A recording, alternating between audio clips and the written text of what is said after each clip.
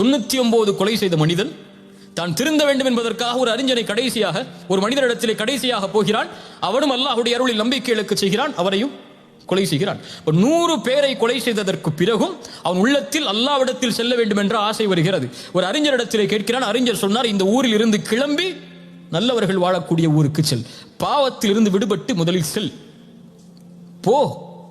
அவர் முடிவெடுத்து போகக்கூடிய வழியிலேயே மரணமாகி விடுகிறார். அவர் அந்த இடத்துல போய் சேரல.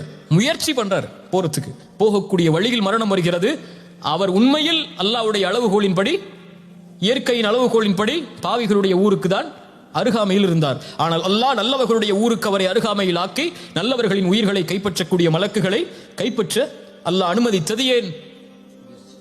அவர் நாடினார். முதலில் அதை செயல்படுத்துவதற்கு கொஞ்சம் நடந்து சென்றார்.